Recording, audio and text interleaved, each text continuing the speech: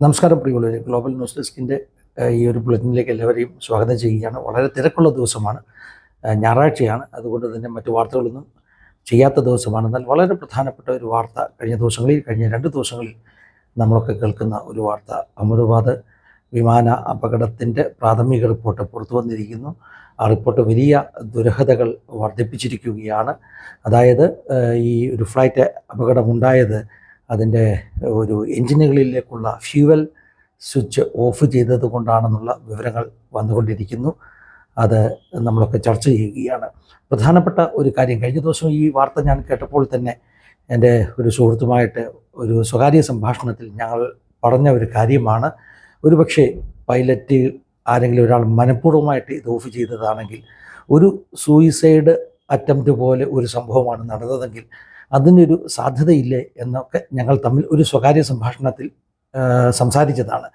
ഇന്നലെ വൈകിട്ട് തന്നെ ഞാൻ ഒരു വാർത്ത കേട്ടു. ഒരു നാഷണൽ മീഡിയയ്ക്കകത്ത് ഒരു എക്സ്പേർട്ട് വന്നിട്ട്, അതായത് ഒരു വ്യോമയാന എക്സ്പേർട്ട് വന്നിട്ട് അദ്ദേഹം പറയുകയാണ്, പൈലറ്റാണ്, കമേഴ്ഷ്യൽ പൈലറ്റാണ്. അദ്ദേഹം പറയുകയാണ്, ഇത് ഏറ്റവും വലിയ സാധ്യത ഇതൊരു സൂയിസൈഡ് പോലെ ഉള്ള ഒരു പ്രവൃത്തിയാകാനാണ് സാധ്യത. കാരണം ഈ പൈലറ്റുമാരുടെ ഒരു മാനസിക സ്ഥിതി എന്താണെന്നുള്ളതൊക്കെ പ്രോപ്പറായിട്ട് ഒരു ചെക്കിംഗ് ഒക്കെ നടന്നിട്ടുണ്ടോ? പലപ്പോഴും പൈലറ്റുമാർ ഈ വിമാനം പറത്തുവാൻ പോകുമ്പോൾ ബ്രത്ത് അനലൈസറൊക്കെ ഉപയോഗിച്ച് അവർ മദ്യപിച്ചിട്ടുണ്ടോ എന്നൊക്കെ ചെക്ക് ചെയ്യാറുണ്ട്.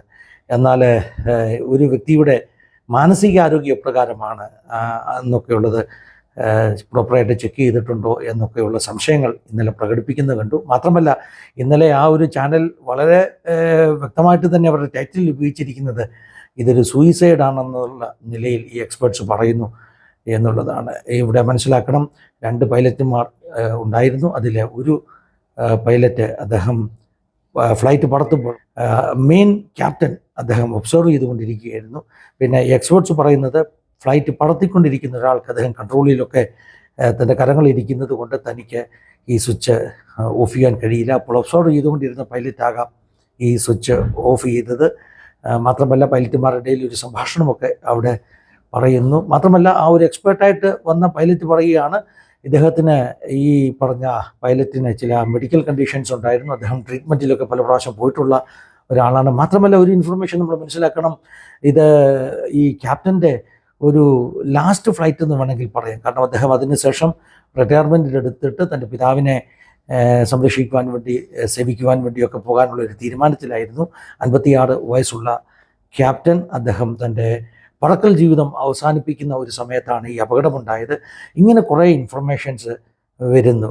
അതുകൊണ്ട് തന്നെ ദുരൂഹതകൾ വർദ്ധിക്കുകയാണ്. അങ്ങനെ ഏതെങ്കിലും വിധത്തിൽ ഒരു നിമിഷത്തെ ഒരു ബുദ്ധിമോശം കൊണ്ട്, ജീവിതത്തോടുള്ള ഒരു ഉറപ്പ് കൊണ്ട് ആത്മഹത്യ ചെയ്യുവാനുള്ളൊരു തീരുമാനമായിരുന്നോ എന്നുപോലും ഇപ്പോൾ ആളുകൾ സംശയിക്കുന്നു. നമ്മളൊരു കാര്യം മനസ്സിലാക്കണം, ഇന്ത്യക്കാരായ ആളുകൾ ഹാപ്പിനെസ് ഇൻഡെക്സിൽ വളരെ പിന്നിലേക്കുള്ള ആളുകളാണ്, നിരാശിതരാകുന്ന ജനതയാണ്.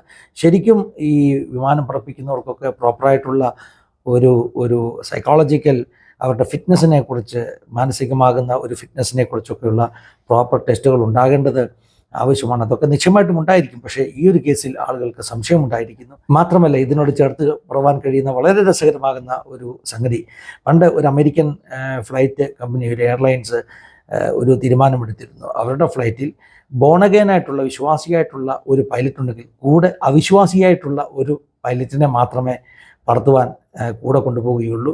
ആ ഒരു കാര്യം അവർ അഡ്വർടൈസ്മെൻറ്റുകളിൽ കാണിക്കുമായിരുന്നു. ഞങ്ങളുടെ ഫ്ലൈറ്റിൽ ബോണഗേൻ വിശ്വാസിയുടെ കൂടെ ഒരു അവിശ്വാസിയായ വിശ്വാസി കൂടെ കാണും. കാരണം എങ്ങനെയെങ്കിലും ഈ ഫ്ലൈറ്റ് പറക്കുന്ന സമയത്ത് കർത്താവിൻ്റെ മടങ്ങിവരവുണ്ടായാൽ ബോണഗേൻ വിശ്വാസി ഫ്ലൈറ്റിൽ നിന്ന് പോയാലും ആ ഫ്ലൈറ്റ് താഴെ വീഴുകയില്ല എന്ന് ഉറപ്പാക്കാൻ വേണ്ടി അവരൊരു അവിശ്വാസിയായ പൈലറ്റിനെയും കൂടെ കൂട്ടുമെന്ന് ഒരു പഴയ അഡ്വർടൈസ്മെൻറ്റ്, ഒരു അമേരിക്കൻ എയർലൈൻ കമ്പനിയുടെ അഡ്വർടൈസ്മെൻറ്റ്, അതിനെക്കുറിച്ച് കേട്ടത് ഞാൻ ഓർക്കുന്നു. ഒരു വാൽകഷ്ണം പോലെ ഈ വാർത്തയോടൊപ്പം അത് ചേർത്തുവെന്ന് മാത്രം. ദൈവം എല്ലാവരെയും സഹായിക്കട്ടെ. God bless you all. Have A wonderful time.